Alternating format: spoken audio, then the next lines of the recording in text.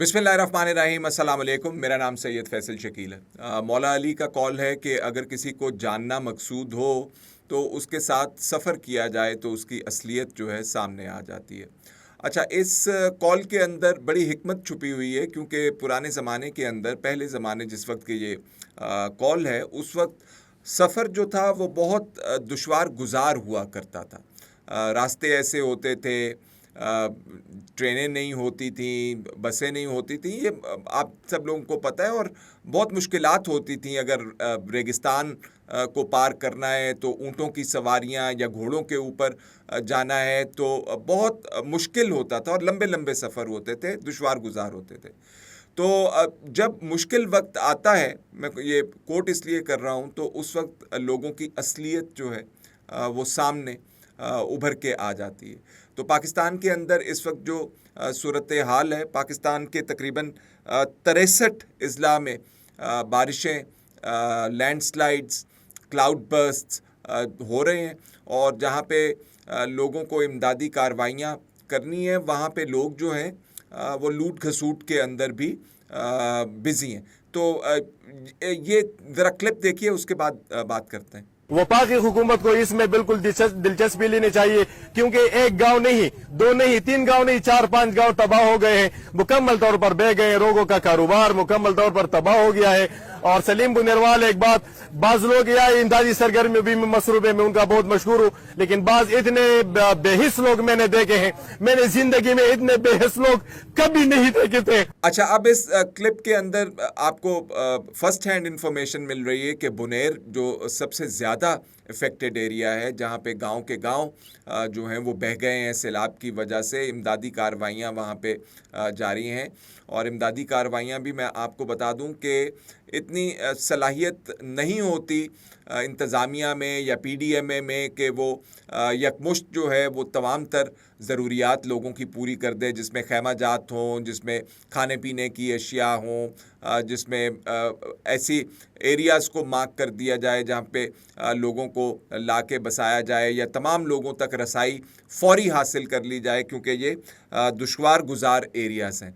अच्छा, अब जो मुसीबत पाकिस्तान के ऊपर खड़ी हुई है वो हमें पता चलता जा रहा है कि उसके अंदर कमी नहीं, उसके अंदर शिद्दत आती जा रही है।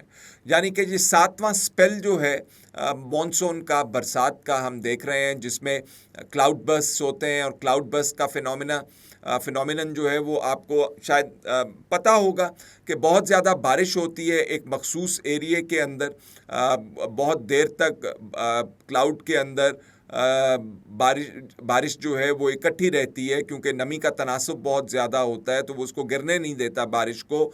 और जब बहुत ज़्यादा हैवी हो जाता है तो फिर टॉरेंट्स जो हैं, आबशार की शक्ल के अंदर पानी जो है बहता है, जिसकी वजह से फ्लैश फ्लडिंग होती है, जिसकी वजह से पत्थर जो हैं, बहुत बड़े बड़े बोल्डर्स जो हैं, बहुत बड़े बड़े, वो अपनी जगह छोड़ देते हैं और बहुत बड़ा नुकसान इससे होता है। इसके रास्ते के अंदर घर हों, दरख्त हों, जो भी कोई चीज़ें हों, वो साथ बहा के ले जाता है।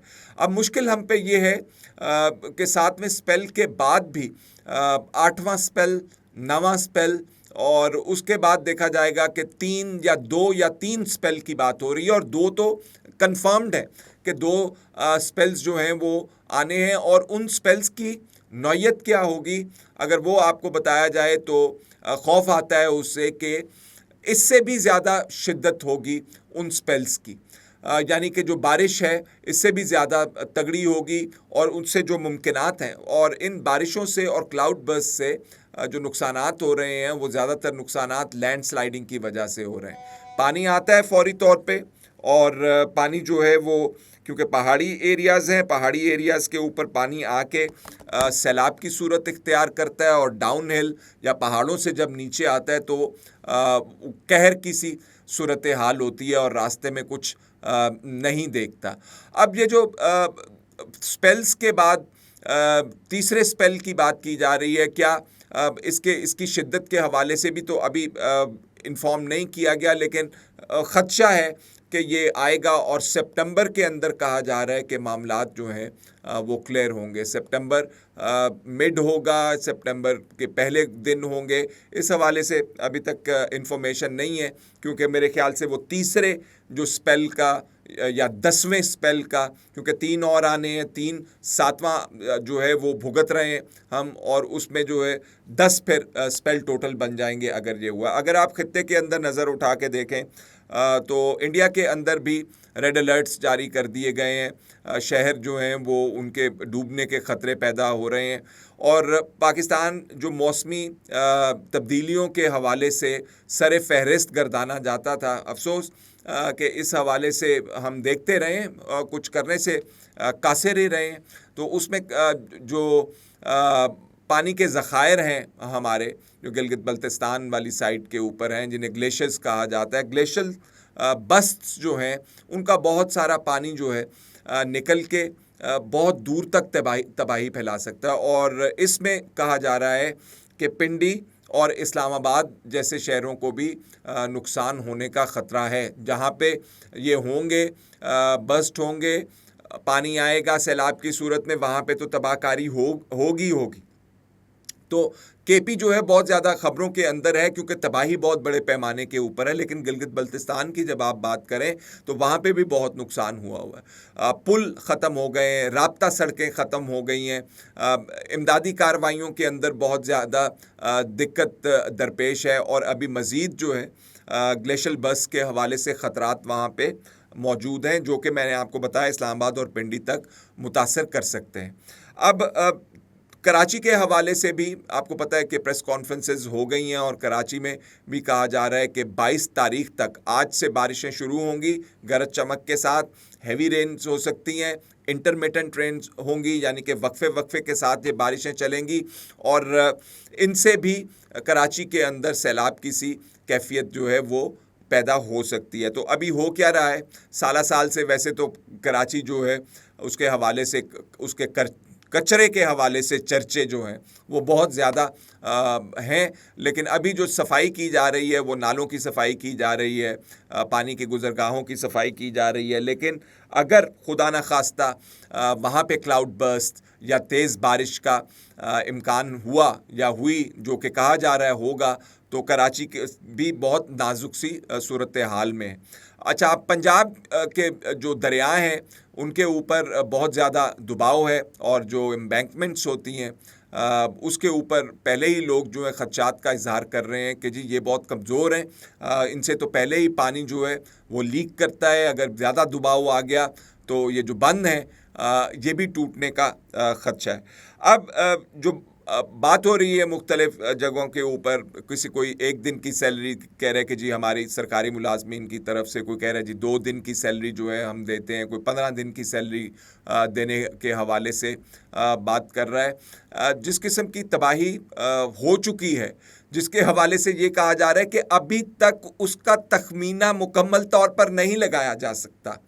जब ये एमरजेंसी की सूरत हाल ख़त्म होगी तो तब आप तखमीना लगाने के काबिल होंगे कि कितने लाखों, कितने करोड़ों, कितने अरबों, कितने खरबों का आपका नुकसान हुआ है। एक चीज़। दूसरा, जो रिहेबिलिटेशन का प्रोसेस होगा वो किस किस्म का प्रोसेस होगा। 2005 का ज़लज़ला हमें अंदाज़ा है, उसके बाद जो तबाही आई थी उसकी रिहेबिलिटेशन के प्रोसेस के अंदर जो घर बनाने थे वो घर ही सियासत का शिकार हो गए थे, और वो मामला लटकते लटकते खुदा बेहतर जानता है अभी तक रिज़ॉल्व हुआ है या नहीं रिज़ॉल्व हुआ।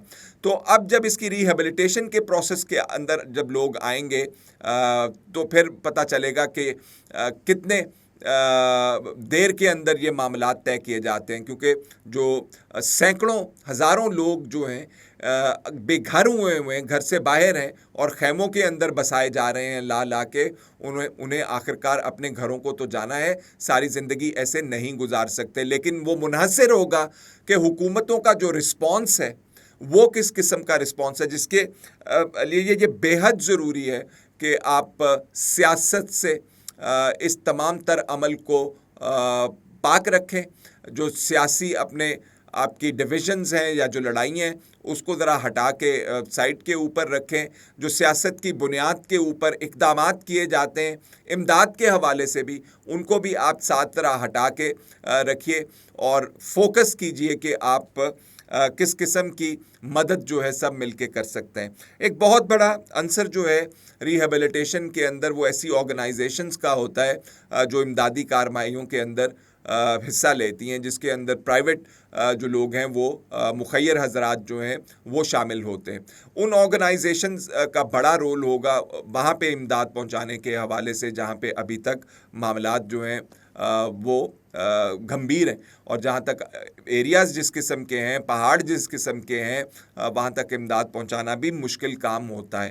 तो जो सूरत हाल इस वक्त डेवलप हुई है उसमें इंटरनेशनल कम्युनिटी जो है वो एक खामोश तमाशाई का किरदार अदा कर रही है। मैंने नहीं देखा कि किसी बड़ी इमदाद के हवाले से किसी ने कोई प्लेज किया हो या पाकिस्तान की मदद के हवाले से बात की हो, बावजूद इसके कि इंटरनेशनल मीडिया तक ख़बरें जो हैं वो चल रही हैं। बुनेर के हवाले से रिपोर्ट्स मैं देख रहा था, तो उसमें बुनेर के जो शहरी हैं, लोग हैं, वो ये कह रहे हैं कि हमें बताया ही नहीं गया कि आपके साथ ये हो सकता है, और घरों के घर लोगों के लोग जो हैं 200 लोगों का हलाक हो जाना, इस में जान चली जानी इस मामले के अंदर कोई छोटी बात नहीं है। 200 लोग, अगर शादी ब्याह के मामलात के अंदर अगर 50-60 लोग ज़्यादा हो जाएं हॉल के अंदर तो लग पता जाता है कि होता क्या है। तो यहाँ पे 200 लोगों की बात हो रही है, और अभी तक कहा जा रहा है कि मुकम्मल अंदाज़ा नहीं है कि जो लोग दबे हुए हैं और जो लोग जो है सैलाब के अंदर गुम हुए हैं, जिनकी तलाशें अभी तक जारी हैं, ये एक्यूमुलेटेड नंबर जब आपके सामने आएगा तो तब पता चलेगा कि पाकिस्तान के अंदर कितनी बड़ी जानी और माली तबाही जो है वो आई हुई है। तो गुजारिश इसमें यह है कि इस वक्त तमाम लोगों को मिलकर काम करने की ज़रूरत है। उन लोगों को जिनका ताल्लुक़ हुकूमत से नहीं है और वो इसमें अपना हिस्सा डालना चाहते हैं, उन्हें भी आगे बढ़ के लोगों का साथ देना होगा। पाकिस्तान हमारा मुल्क है, और लोग चाहे बुनेर में हो, लोग चाहे सवाबी में हो, सवाबी के हवाले से भी आपने ख़बरें देख ली होंगी, वहाँ पे भी क्लाउड बर्स्ट है और वहाँ पे भी जानी नुकसान हुआ है और बहुत शदीद माली नुकसान हुआ है। तो वो तमाम लोगों को अपना हिस्सा और किरदार अदा करना पड़ेगा। तो इसमें हुकूमतें जो हैं वो तो मुख्तस कर रही हैं। मैं आज देख रहा था अली अमीन गंडापुर साहब जो हैं वो बता रहे थे जी 500 मिलियन हमने बुनेर के लिए जो है वो दे दिया है, इसके लिए इतना दे दिया है। साथ साथ वो वफाकी हुकूमत को भी रगड़ रहे थे। तो इस वक्त वो मेरा ख्याल है मामलात पर से पुश डालने की ज़रूरत है या साइड पे करने की ज़रूरत है। सबसे अहम बात आखिर में वो ये है कि जो सूरत हाल पाकिस्तान की बन गई है वो बहुत गैर मामूली सूरत हाल है, जिसका ताल्लुक़ मौसमियाती तब्दीली से या क्लाइमेट चेंज से है, जिसमें आपके ग्लेशियर्स जो हैं वो फट रहे हैं, जिसके अंदर क्लाउड बर्स्ट जो हैं वो हो रहे हैं। इसके लिए आपको इंटरनेशनली लोगों को जगाना पड़ेगा।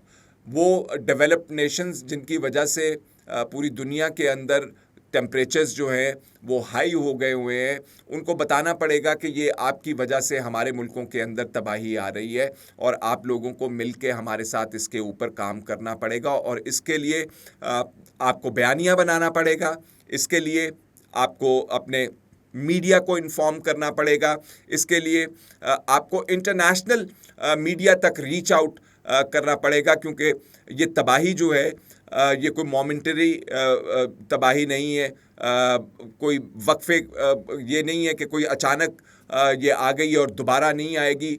हम इसके अंदर 2-2.5 महीने से फंसे हुए हैं और आगे भी कहा जा रहा है कि हम इसके अंदर फंसे रहेंगे।